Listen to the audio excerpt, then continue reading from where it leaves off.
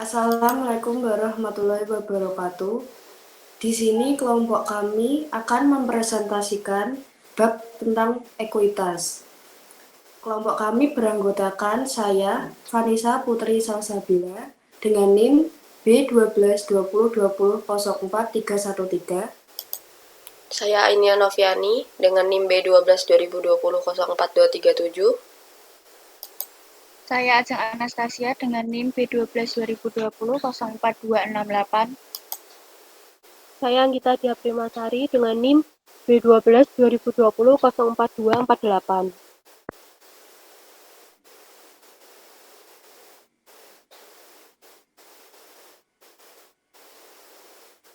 Definisi ekuitas. Menurut Standar Akuntansi Keuangan PSAK nomor 21, ekuitas merupakan bagian hak pemilik dalam perusahaan dan kewajiban yang ada, dan dengan demikian tidak merupakan ukuran nilai jual perusahaan tersebut. Pada dasarnya, ekuitas berasal dari investasi pemilik dan hasil usaha perusahaan. Ekuitas akan mengalami pengurangan, terutama dengan adanya penarikan kembali, penyertaan oleh pemilik, pembagian keuntungan, atau karena kerugian. Ekuitas terdiri atas setoran pemilik yang seringkali disebut modal atau simpanan pokok anggota untuk badan hukum koperasi, saldo laba, dan unsur lain. Ekuitas menurut FASB atau Financial Accounting Standard Board ialah kepentingan residual dalam aktiva sebuah entitas yang tersisa dan dikurangi kewajiban. Menurut SFAC nomor 6, bahwa ekuitas adalah sisa kepemilikan untuk perusahaan perorangan. Ekuitas sering disebut modal, sedangkan untuk perseroan, istilah ekuitas yaitu merujuk pada ekuitas pemegang saham atau stockholder equity. Menurut Ikatan Akuntan Indonesia atau IAI, ekuitas adalah hak secara residu yang dimiliki oleh perusahaan dari hasil pengurangan aktiva perusahaan dikurangi semua kewajiban yang dimiliki oleh perusahaan.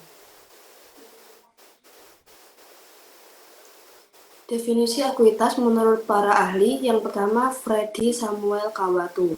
Ekuitas adalah salah satu pos utama dalam neraca pemerintah daerah selain aset dan kewajiban. Menurut Bahtiar dan Nurfadila, ekuitas merupakan modal perusahaan yang hak residu atas aset perusahaan setelah dikurangi semua kewajiban, atau dengan kata lain, ekuitas adalah salah satu sumber dana perusahaan yang berasal dari pemegang saham atau pemilik perusahaan dan laba usaha yang diperoleh perusahaan. Berdasarkan definisi-definisi di atas, dapat disimpulkan bahwa ekuitas adalah hak pemilik terhadap aset perusahaan setelah dikurangi liabilitas atau kewajiban dalam neraca. Ekuitas juga diartikan sebagai modal atau kekayaan entitas bisnis, dihitung dengan jumlah aset dikurangi dengan liabilitas, atau dapat dituliskan dengan rumus ekuitas sama dengan aset dikurangi liabilitas. Istilah ekuitas berasal dari kata equity atau equity of ownership yang memiliki arti sebagai kekayaan bersih perusahaan. Yang selanjutnya yaitu ada pengakuan dan pengukuran, yaitu ada modalisator. Modalisator itu ada beberapa, yaitu yang pertama modalisator diakui pada saat penerimaan setoran modal baik berupa dana kas maupun aset non-kas. Yang kedua, modalisator dicatat berdasarkan yang pertama jumlah uang yang diterima, yang kedua setoran saham dalam bentuk uang atau sesuai transaksi nyata, yang ketiga besarnya utang yang dikonversi menjadi modal, yang keempat setoran saham dalam dividen saham dilakukan dengan harga wajar saham, yaitu nilai wajar yang disepakati RUPS untuk saham. Yang kelima, nilai wajar aset non-kas yang diterima. Setoran saham dalam bentuk aset non-kas menggunakan nilai wajar aset non-kas yang diserahkan, yaitu nilai apresial tanggal transaksi yang disetujui Dewan Komisaris atau nilai kesepakatan Dewan Komisaris dan penyetor aset non-kas. Yang ketiga yaitu pengeluaran saham dicatat sebesar nilai nominal yang bersangkutan. Apabila jumlah yang diterima dari pengeluaran saham tersebut lebih besar daripada nilai nominalnya, maka selisihnya dibukukan pada akun agio saham. Tambahan modal disetor atau agio saham ada dua, yaitu tambahan modal disetor diakui pada saat penerimaan setoran modal dari pihak ketiga, baik berupa dana kas maupun aset non-kas.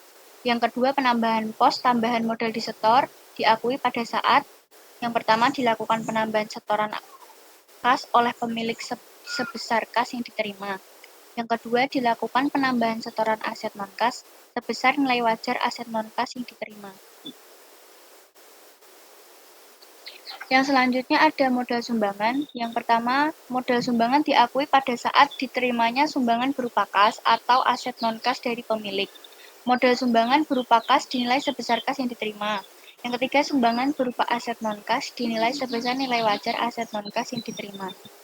Yang selanjutnya ada penjanjian modal dalam neraca harus dilakukan sesuai dengan ketentuan pada anggaran dasar bank dan peraturan yang berlaku serta menggambarkan hubungan keuangan yang ada. Yang kedua, modal dasar, modal ditempatkan, modal disetor, nilai nominal, dan banyaknya saham untuk setiap jenis saham harus dinyatakan dalam neraca. Yang ketiga, tambahan modal disetor disajikan dalam sekelompok pos ekuitas. Yang keempat, modal sumbangan disajikan dalam kelompok pos ekuitas sesudah akun tambahan modal disetor. Kemudian yang selanjutnya yaitu penyajian ekuitas dalam laporan posisi keuangan dan laporan perubahan ekuitas. Penyajian ekuitas sendiri menurut saya ada di dalam dua laporan, yaitu laporan posisi keuangan dan laporan perubahan ekuitas. Next.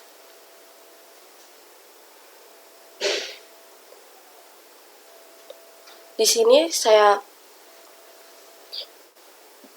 ilustrasikan bahwa di bawah ini adalah laporan posisi keuangan.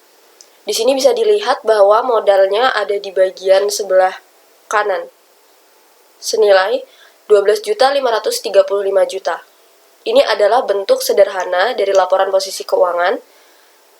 Bisa next untuk laporan posisi keuangan yang biasa kita lihat dalam laporan-laporan perusahaan besar, yaitu PT Bumi Teknikultura Unggul Tbk dan entitas anak. Di sini ada per 31 Maret 2022 yang artinya baru kuartal pertama. Dan di sini mengalami penurunan dari 2021 dengan pembanding 2021-nya mengalami penurunan. Tapi karena ini baru kuartal pertama, jadi belum bisa ditentukan di akhir Desember nanti ini mengalami penurunan atau tidak. Next.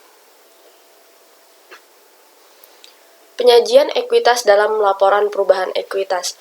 Dalam laporan perubahan ekuitas ini, seperti yang biasa kita ketahui, untuk yang awal ada modal awal, ditambah modal awal, dikurangi laba, dikurangi dividen, kemudian menghasilkan modal akhir. Next. Dan di sini ada juga laporan perubahan ekuitas dari PT Bumi Teknikultura Unggul Tbk dan entitas anaknya, bisa dilihat sebagai berikut. Next.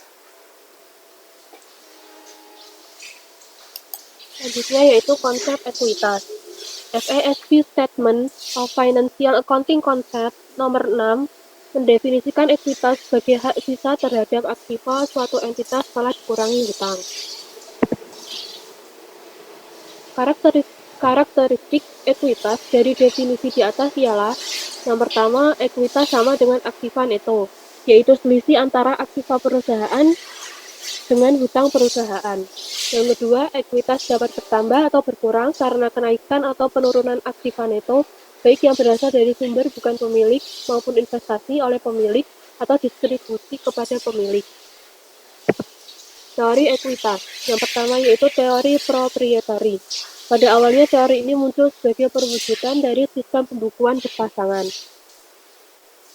Teori ini berfokus kepada pemilik dan persamaan akuntansi yang digunakan yaitu aktiva dikurangi hutang sama dengan modal. Yang kedua, teori entitas atau kesatuan usaha. Teori entitas muncul untuk mengatasi kelemahan yang melekat pada teori proprietary. Kenyataan menunjukkan bahwa perkembangan kegiatan usaha menyebabkan perusahaan menjadi unit usaha yang berdiri sendiri terpisah dari identitas pemilik. Persamaan akuntansi yang menjadi